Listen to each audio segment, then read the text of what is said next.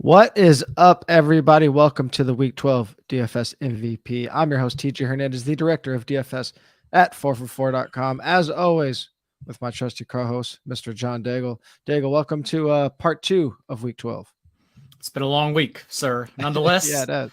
Nonetheless, we've pieced together a nice little winning streak here. 2 weeks ago, Yeah, saw some winning lineups in the 4for4 Discord because of our Tony Pollard and Cowboys defense corollary call Yep. on Sunday morning.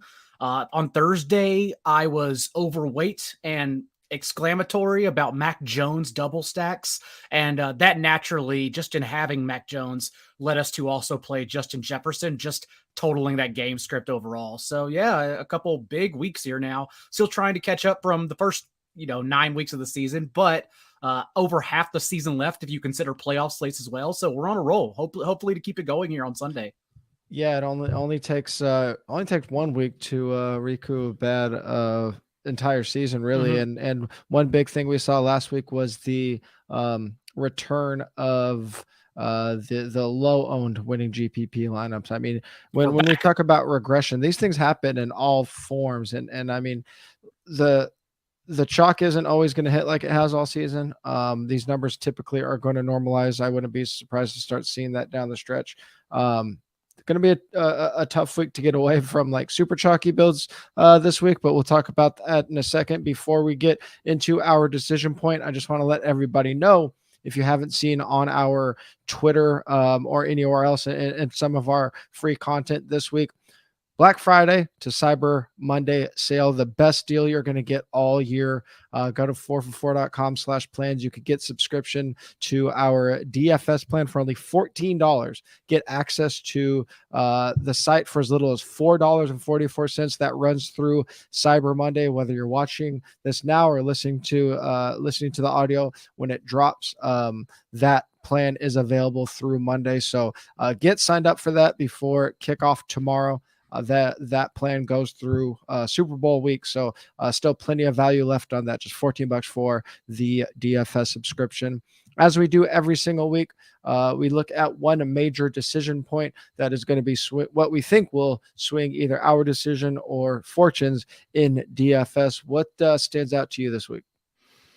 Do you think, and projected blowout game scripts, the Chiefs over 30-point team total, the Dolphins, although it is swinging down now, Dolphins still, though, even in a dipping total, projecting for a 20.5-point team total. Do you think their passing games build this lead and thus lead up to what we consider to be chalk? Jeff Wilson, for example, for Miami. For the Chiefs, you can kind of go a lot of different directions. Travis Kelce, if you can get there, is obviously the best play at his position on this slate. So overall, do you think the passing games get there? Because if not, then the slate is practically wide open, honestly, and you can get away with any quarterback. We're going to talk about a couple that are not Tua or Patrick Mahomes. So that's what I'm just kind of figuring out right now, is how to piece together these offenses, or do we think they'll be spread out and thus not matter for ceiling games? The way the Chiefs have been playing, the way their passing rate relative to expectation, the way Patrick Mahomes' efficiency, how they've been scoring, the fact that they typically keep their foot on the gas, I find it hard to imagine a scenario where the Chiefs get there without the passing games getting there. The Dolphins spot is tricky because they are a team that doesn't play that fast, but they do pass at a relatively high rate relative to expectation. And when they do get there, it's through explosive play. So they make up for their relatively slow play with crazy efficiency. So, I mean, you kind of have to think the way they've been scoring, that if they get there, it is through these explosive plays. If they do build this big lead, it's probably just not by grinding out, even though their running back is in a really good spot.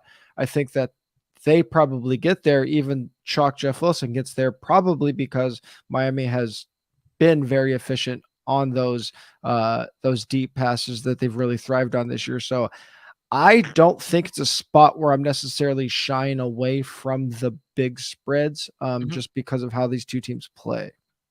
And I'm not even saying fade Jeff Wilson, because this week with Wilson and Rachaad White, Leonard Fournette, who was ruled out before we started recording on Saturday, it does really shape up to be Mark Ingram and D'Ernest Johnson week, like last year, where we have two 30-40% running backs, and you basically have to play them in winning tournament lineups, in my opinion.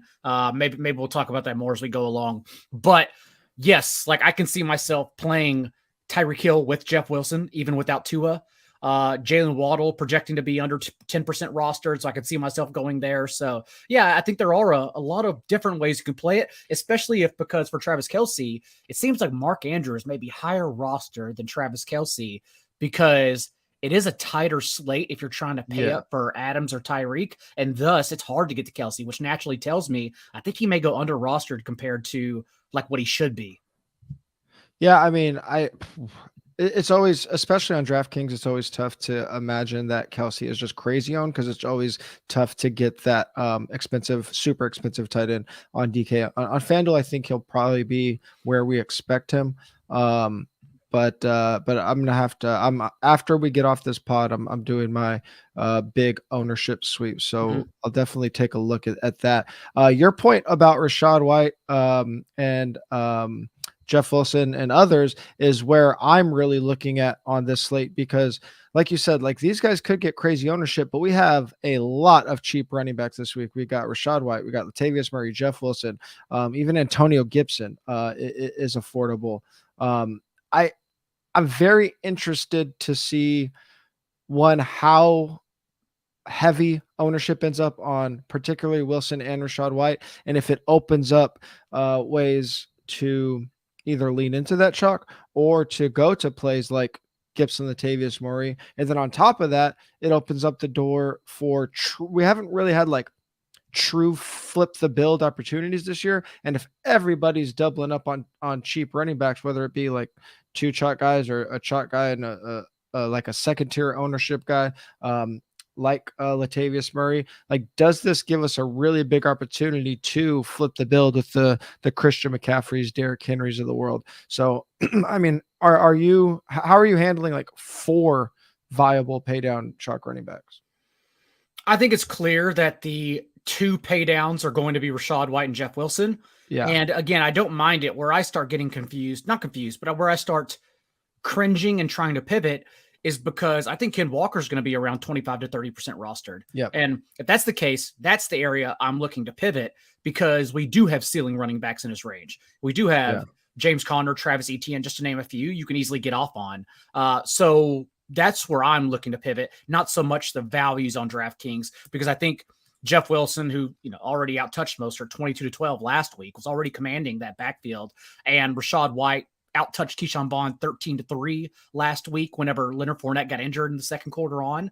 So I'm not really looking to get off those players given their cheap salaries. I would much rather go up and say, well, Connor outtouched Keontae Ingram 16-1 before starters got benched. Why wouldn't I play him in one of the highest totals of the week? And so those are the spots I'm looking at as opposed to the cheaper guys getting off of.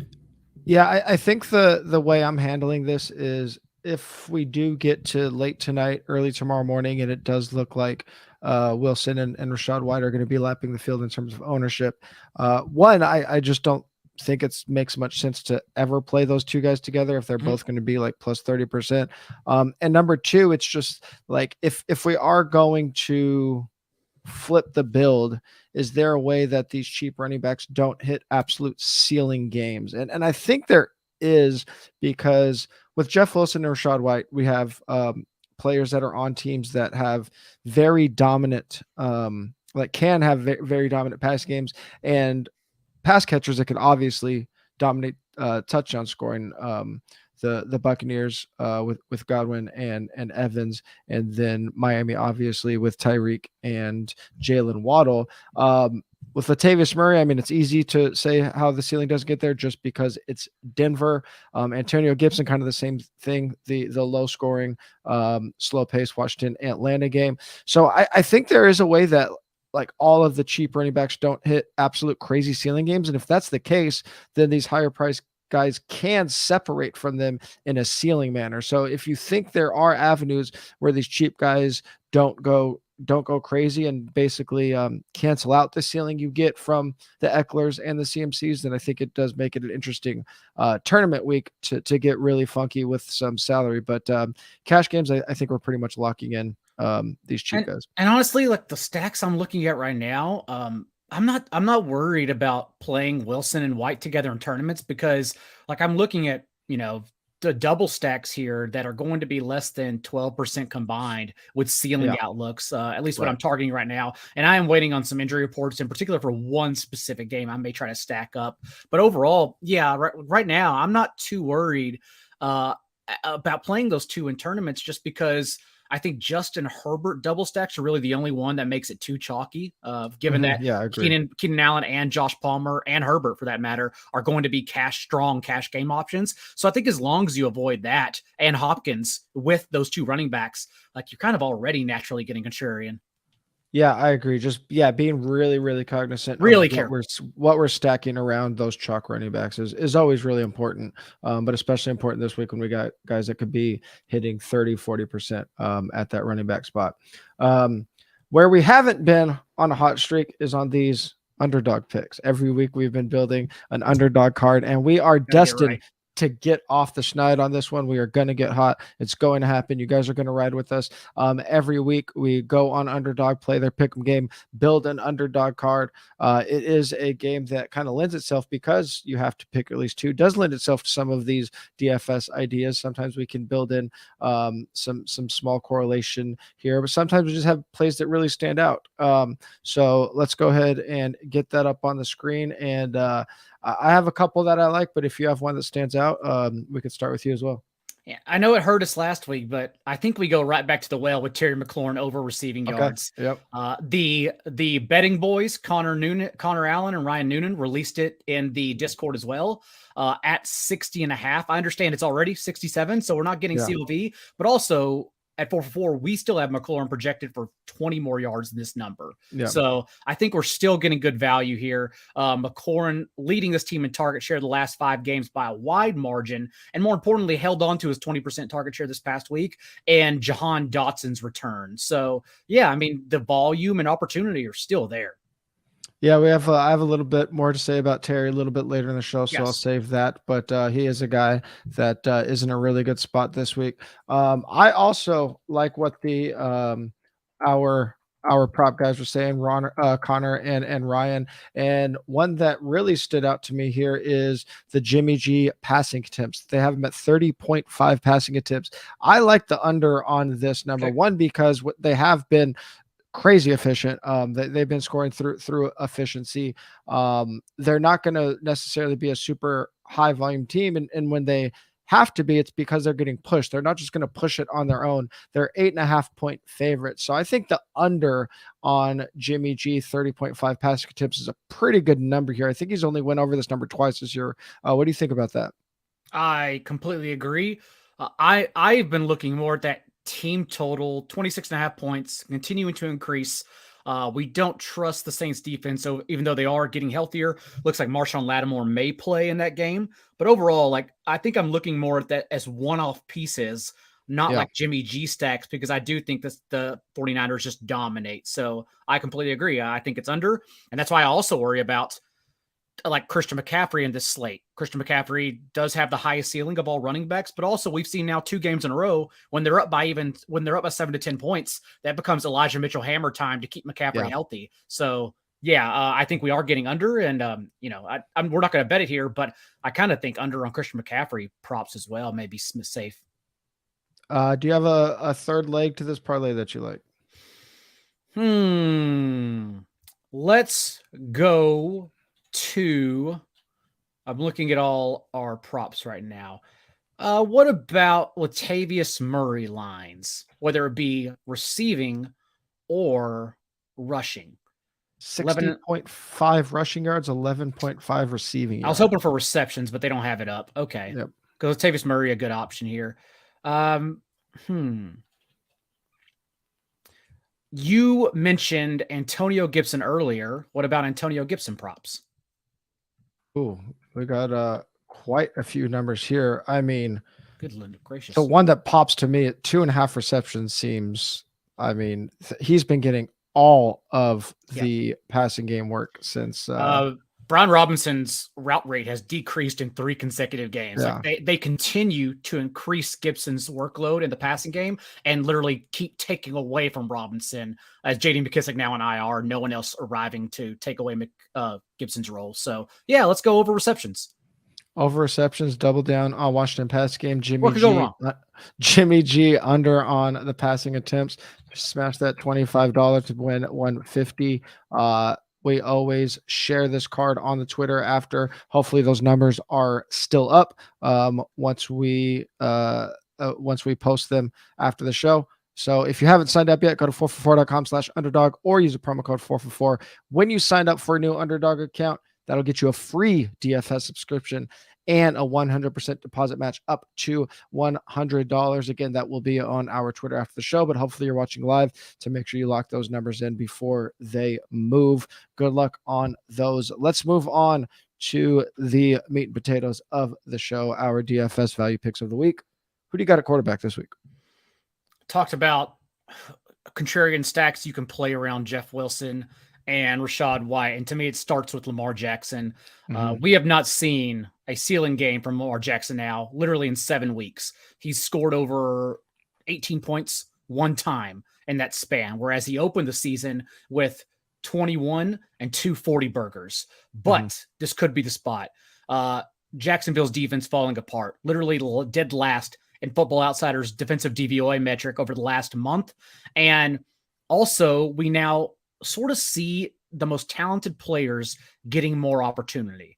Demarcus Robinson, these last 3 games without Rashad Bateman, a 21% target share as a downfield threat. Isaiah Likely out this contest. So we think we're getting even more opportunity for Mark Andrews as well. And the Jaguars, of course, I'm kind of stealing the analysis from one of my other plays in this show, but the Jaguars, of course, also second to last and DVOA against tight ends and fantasy points allowed to opposing tight ends. So I all over Lamar Jackson in a potential bounce back spot here and running it back with either Christian Kirk or Travis Etienne. Again, you talk about pivots off the chalk, like both those players are going to be, especially Christian Kirk on DraftKings. It's a weird salary, which means he's going to go overlooked, but it's a great matchup for him from the slot against Baltimore. So I like this game overall to get contrarian with.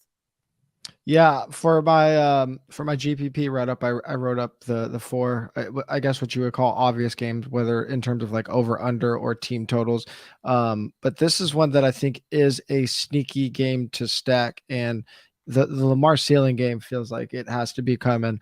I got bad Baltimore taste in my mouth last week after we got bent over on the Kenyon Drake last minute out. Imagine late swapping as I did to 35% Kenyon Drake. Oh my. Yeah, it was a rough scene out there. But Lamar's going to save us against this Jaguars defense. I actually think that that's one that if I end up getting carried away with number of lineups I build, that's one that could definitely sneak into my player pool. One that is probably going to be pretty obvious and is going to be most people's cash game quarterback. Geno Smith against the Raiders, 7,600 FanDuel, $6,000 on DK in a game with a 47.5 point game total. Seattle over the last 6 weeks, they're 3rd in passing rate over expectation and 5th in neutral pace. The hope is that those trends push the Raiders a little bit more rather than vice versa. The Raiders are one of the easiest teams to attack, whether it be on the ground or through the air. They're 31st in schedule adjusted fantasy points allowed to opposing quarterbacks, last in pass EPA per play allowed, 30th in adjusted sack rate. So just it seems like a team that should be getting good pressure, but their secondary lets down the front of that defensive line a lot. So been pretty tough on them. Seattle games are averaging the 4th most total points per week, so that's always a positive. The Raiders have allowed just 2 teams to go under their team total, so really good chance that Seattle goes over that 25.75 mark. And we have Geno as a top 3 value on both sides. He's our top overall quarterback value on a DraftKings. What do you think he's going to be rostered on DraftKings? That's where I'm worried about him. I think that in cash games he'll be the cash game play. I think quarterback going to be rostered. I think though for tournaments. I think quarterback ownership is going to be. I have it spread out really evenly amongst I don't have anybody in that like usually our most popular quarterback in tournaments we have in that 17.5. It's very like Josh Allen's the only guy that I think we've projected all year above 20%. I think there's too many good spots this week for it to get out of hand. Like maybe Geno comes in at like 15 and Herbert comes in at 11 or something like that. But I have like 4 guys in that 10 to 15% range, and then another chunk in the 5 to 10% range, like 7.5% range. I don't think it gets out of hand just because there's so many good spots this week. Well, I love a particular double or game stack for that one, a double stack with Geno and a Raiders run back. We'll talk about it a little bit as we go along here. Even though Geno is clearly the best value play in a vacuum, I think people are going to find it easier and more intriguing to stack, like double stack Herbert or stack just players on both on the Cardinals and the Chargers side. And then in this game, I think you can get a little bit unique. I don't think Lockett is going to get a ton of ownership. I think probably only Davante on the Raiders side gets like relatively high ownership as far as the pass catchers go. So I think it's a little bit easier to get unique piece. So even if Geno does come in as even like at 16% in large field stuff, I think it's pretty easy to bring down the overall ownership of Geno stacks. I kind of think Foster Moreau, given how cheap he is, that he may get a little steamed on DraftKings, honestly. Because if you're paying down, he's the most obvious pay down. Sure. Yeah, that could. I mean, I like a few other pay downs that are going to be 2% rostered, but I genuinely think he just pops as the pay down. Staying in this game, in the Raiders Seattle game, you like one of the running backs. And I like one of the running backs with Geno Smith. That's the best way to play him, honestly, because before the bye, remember, Ken Walker, 100% of Seattle's backfield touches, a season high 8 targets for a 24% target share and a season high 76% route rate. So he not only is getting all the carries, he's also getting all the passing down work, assuming that usage sticks. So yes, Ken Walker, again, I expect to be 25, 30% rostered on DraftKings. So honestly, like I am either playing him only one of 2 ways. I am playing him with Geno Smith or with the Seahawks defense and then getting off the Raiders entirely. Those are the only 2 ways I'm playing him. Yeah, I haven't built cash lineups yet, but I think probably Walker should fit pretty neatly into lineups with Rashad White and Jeff Wilson. Honestly, for his salary, he should be 7,500, 7,600. He's not. He's under 7K, so he fits. Trust me. Yeah, I agree with you about the Walker stacks in game stacks. If you are thinking about him in tournaments, the thing I wrote up in my GPP write-up is he makes more sense in game stacks because obviously the pass game work, and he's going to more like speed up the pace of the game because he's going to break off these long runs. Where on the other side, if you're playing Josh Jacobs, he kind of makes more sense as a standalone play or like a mini correlation play because the Raiders can use Josh Jacobs to slow the game down. So like if he's getting his 100 yards and a touchdown or whatever, that probably slows down the shootout potential of this game, where Ken Walker could actually lean into the shootout potential of this game. And I do think there is a clear to roster between Tyler Lockett and DK Metcalf. But we're gonna save that for the Discord. Save that for the Discord drink. My running back, Jeff Wilson, 7,700 FanDuel, 5,900 DK versus Houston. Seems like he should be the obvious play. Ownership would point to him being the obvious play. But for those listening, I just want to point out this is a play that probably, if I am leaning into the chalk, it's almost certainly Wilson over Rashad White. Raheem Mostert is doubtful. I mean, doubtful usually means out at this point.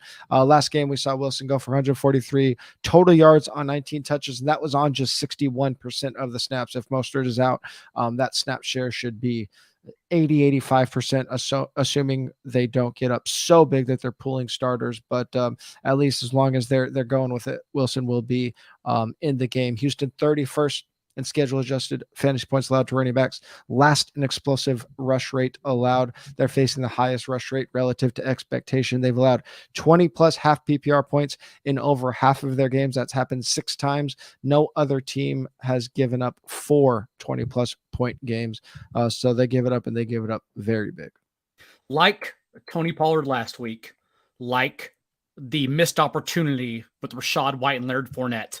I'm playing Jeff Wilson no matter what, but we do want Raheem Mostert, that game time call. We want him to be active because we want as much ownership off of Wilson as we can possibly get. So like if Mostert's active, you go even more heavier on Jeff Wilson. That's what we're hoping for here. Otherwise, it's too obvious of a play. Yeah, and actually, I forgot to mention when you brought up Ken Walker, I believe out of the chalk running backs, I think he's the only late chalk running back. So that could actually lean into, that could really swing what we end up doing. Yeah, he's the only late chalk running back that's going late. So you can roster Walker and then kind of decide if you want to hold him or not, depending on how your lineup does early, because you're probably gonna have some pretty chalky running backs early. You should, and hopefully a contrarian piece or two, and that'll let you decide what you want to do with Walker. In both cash and tournaments, really, you should be late swapping in cash as well. So that's interesting point to make. Definitely. Let's go back to that Raiders Seattle game and talk about one of your wide receivers. Well, we have Tyreek Hill projected for the highest. Well, no. Tyreek Hill projected for significantly higher ownership than Davante Adams, who we have projected with the highest ceiling, and rightfully so, because now we've seen him over the last 3 games account for 40% of the Raiders team targets. He's seen 17, 14, and 13 targets the last 3 games. I think even in cash games, like you are finding a way to Davante Adams over Tyreek Hill. And more importantly, like in tournaments as well, if you're playing the Seahawks, like Adams is such a great spot. And on DraftKings in particular, again, if people aren't paying for Travis Kelce or Mark Andrews, I really think they're playing Foster Moreau, given the widely known and touted Seahawks defense against tight ends. Yeah. And thus, I think it's going to open up a little bit of safety for us in tournaments to play Davante Adams under roster compared to what he should be. So, yeah, I love Adams for every reason involved. Yeah, it won't be as extreme as last week, where I think he ended up sub 5%. No, definitely not. Given Broncos defense, no one was going to play him on there. He still will be in that second or third tier, just because like Miami stacks are gonna bring Tyreek Hill up. Hopkins kind of the same, like in that high salary, people are going to be stacking that game pretty heavily. So Davante I don't think he'll be single digits, but he'll be like low 10s, which is still pretty good given his ceiling, like you said, compared to other guys, the highest on the slate. We already talked about Terry McLaurin in the player prop section, but he is a value in DFS still. 7,500 FanDuel, still sub 6K, 5,800 on DK against Atlanta. Pretty much what we've said the last couple of weeks with Taylor Heineke, third in target share, first in air yard share, 7+ targets per game in all 5 of those games, averaging 8.6 targets per game. In those games, Atlanta is last in schedule adjusted fantasy points allowed to wide receivers.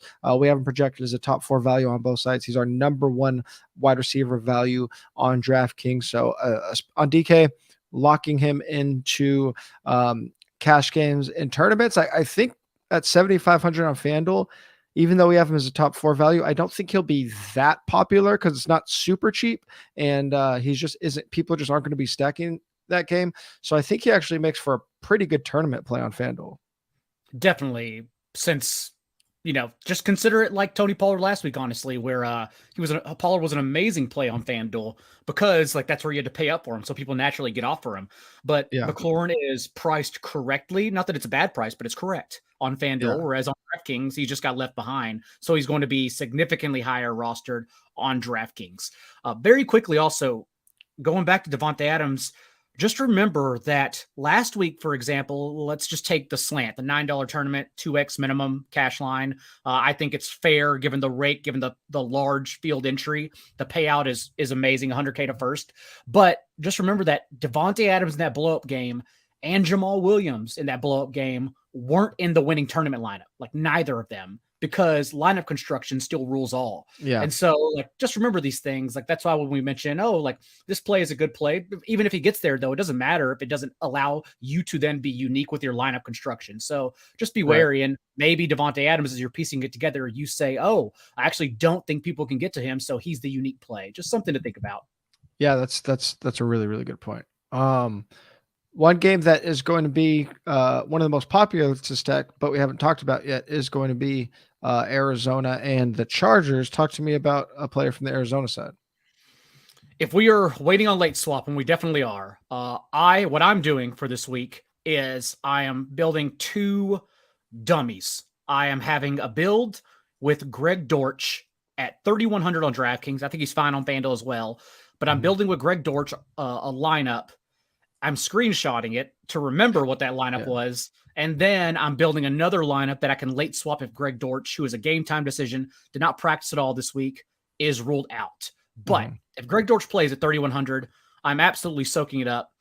Even going back to this past game, 9 catches for 103 yards with Rondale Moore injured in the first quarter. Just remember, we've already seen this 3 times this year, and Greg Dortch has at least 4 catches and 55 yards. And every game that Rondale Moore, all 4, has been injured or inactive in.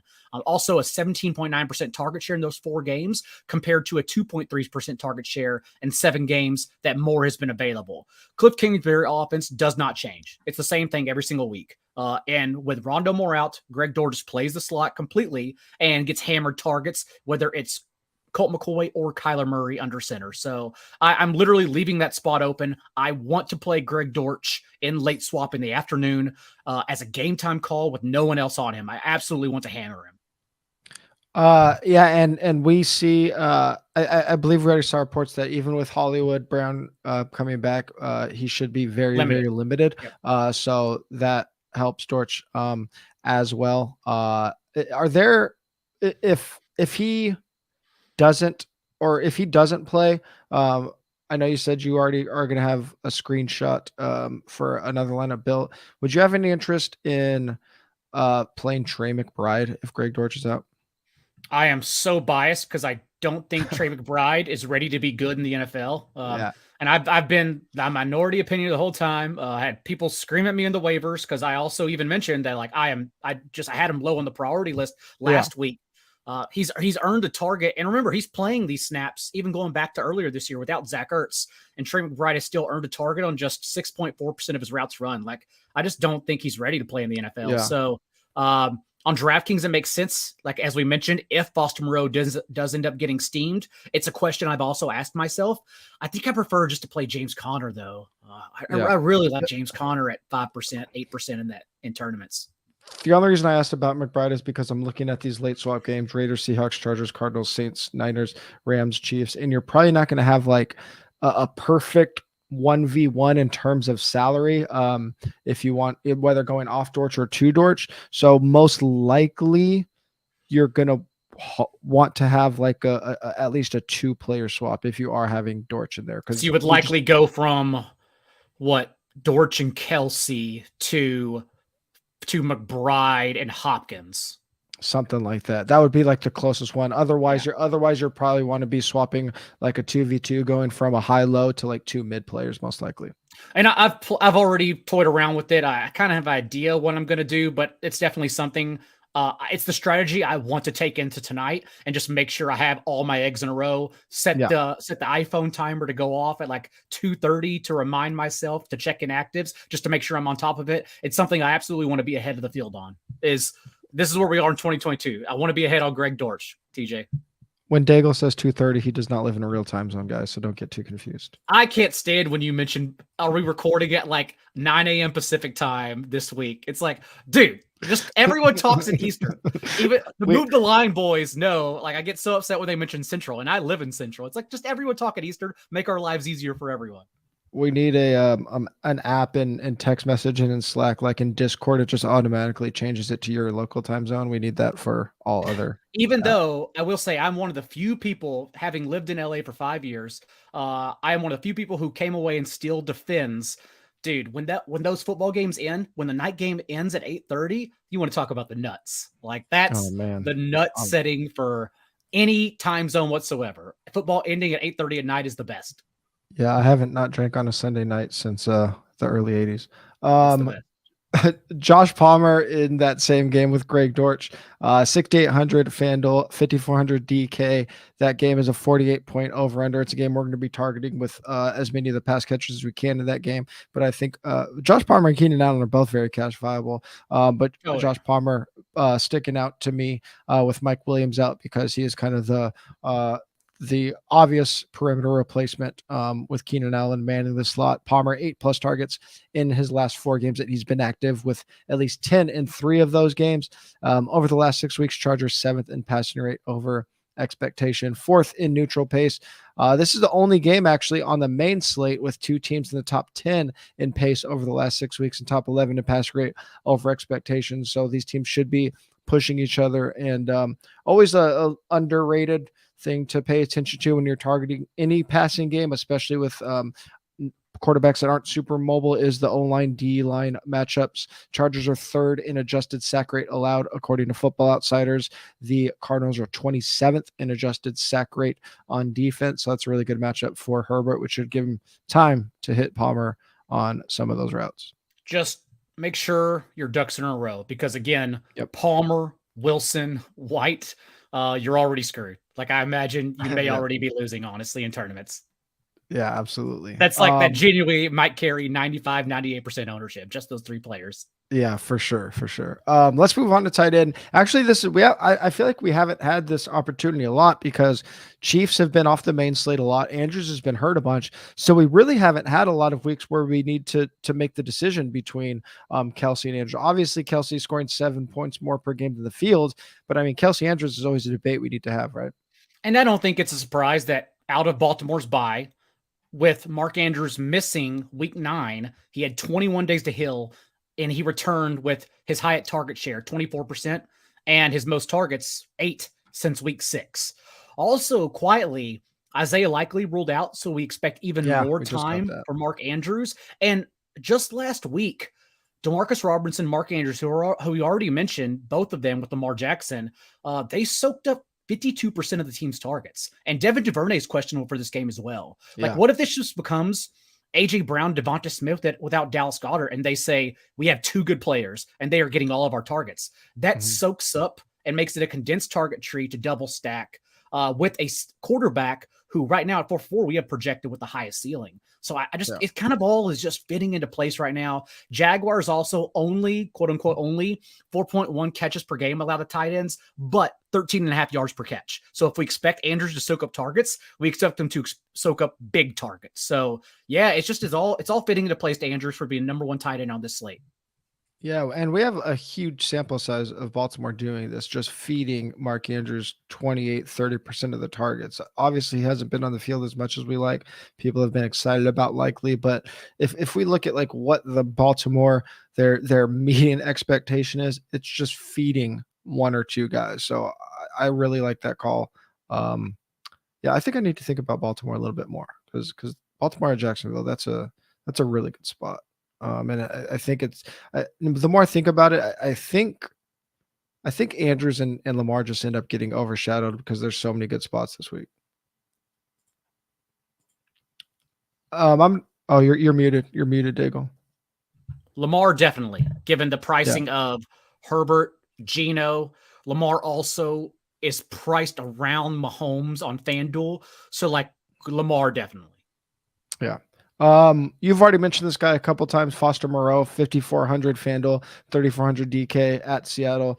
We've brought that game up multiple times. Obviously, it's a game that we want to be targeting, but Darren Waller and Hunter Renfrow are still out. The only reason I don't know if Moreau gets crazy steamed is because people are probably cold on Dulcich at this point, so he's probably the guy that gets lost in the mix with these cheap tight ends. But I think Hayden Hurst might be popular now that Jamar is ruled out a full day before kickoff, so people are going to have time to adjust. So I think Hurst could be a little bit popular. I don't think Moreau gets to like 20% or anything like that. His targets haven't been high, but he has played at least 95% of the snaps in every game since the bye. In that time, he leads all tight ends in route participation. As you mentioned, Seattle last in tight end schedule adjusted fantasy points allowed to the position, and he is if we look at filter for ceiling, he is our top ceiling tight end on DraftKings. Foster Moreau is. Yep. And again, if you're playing the Seattle stack, I think I'm still finding a way to get to Davante Adams. Not only for the obvious ceiling, but just because I really think people are going to sneak in Foster Moreau here as the cheapest option when, just to name a few, Logan Thomas, Tyler Conklin. I think there are a lot of good cheap options rather than soaking up 15% Foster Moreau, if even he's that low. Sure. Yeah, I don't think he'll be like he's not going to be contrarian necessarily. I just don't think he'll be I don't think he'll be over 15%.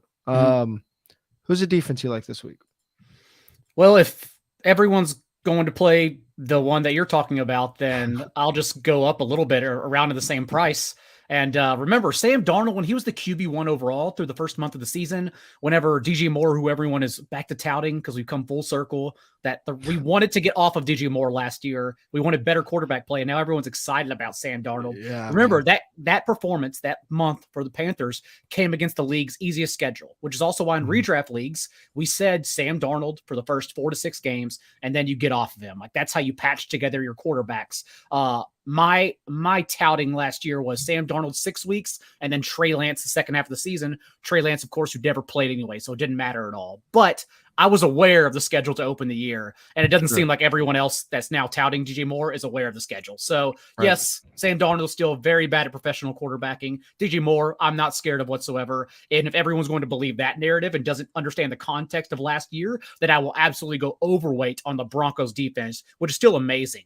The Raiders only had 16 points in that game, and it came down to that long overtime throw and busted coverage for them to lose. So I'm absolutely going the Broncos against the Panthers here. Yeah, we look at things like ownership being hard to predict and chalk hitting super hard, and it's easy to say the field's getting so much sharper, everyone knows what they're doing, and then you get these DJ Moore stances, and it's like, well, I guess there's still an edge. You talked about the defense everybody's going to be playing on FanDuel. Chiefs are $4,900, so they won't be crazy popular, but they all are huge favorites, and you could fit in that kind of salary on FanDuel, so people will play them. But on DraftKings, I mean, we haven't seen pricing error like this on defense maybe all year. We've had popular defenses, but it's kind of just been like a good spot for the Chiefs to be 15-point favorites and price 2,800 on DK. I mean, I guess like Stafford wasn't officially out yet, so that's how it got priced. But everybody is going to play the Chiefs at 2,800 on DK against the Rams. Play them in cash. That's fine. You don't need to worry about ownership in cash. And I'm just not doing it in tournaments. It might hit, but I'll play them on FanDuel because they're 15-point favorites. I'm not playing a 40% defense in tournaments, but we've seen it happen this year. So again, if that's how we die, that's how we die. We have seen it, but this situation is closer to Cincinnati against Cooper Rush than it is any other 20% defense. So It's just again, this is just very easily stay off of them in tournaments. And if a 35-40% defense kills you, so be it. Just go down with it. Bryce Perkins, undrafted free agent starting for the Rams. KC third in adjusted sack rate. Rams 25th in adjusted sack rate allowed. Perkins could move a little bit, but if they get up big, he's going to be in a world of trouble. So play the Chiefs in cash and tournaments on FanDuel. Pretty much. This is Saturday because Thanksgiving week, so Discord short is tomorrow morning. Discord tomorrow at 7:45 a.m. Pacific time, 10:45 a.m. Eastern time. If you haven't signed up for the 4for4 subscription yet, you can get access for just $14. Just go to our regular sign up page. Insane. And the deal is only $14. We go through Super Bowl, so you're getting a ton of value on that. We still have so much time in the regular season, let alone playoff DFS, so get signed up for that. Or if you haven't signed up for Underdog yet, go to 4for4.com/underdog. Use the promo code 4for4 when you sign up for a new Underdog account. That'll get you a free 4for4 subscription plus a 10% deposit match up to $100. If you are watching on the YouTubes, please like the video. Please subscribe to our channel. If you're listening on audio, please rate and review. Give us a 5-star rating review on your favorite podcast platform. Follow us on Twitter. Daigle's at @NotJDaigle. I'm at TJ Hernandez. 4for4 is at 4for4 football. We'll talk to you guys tomorrow morning.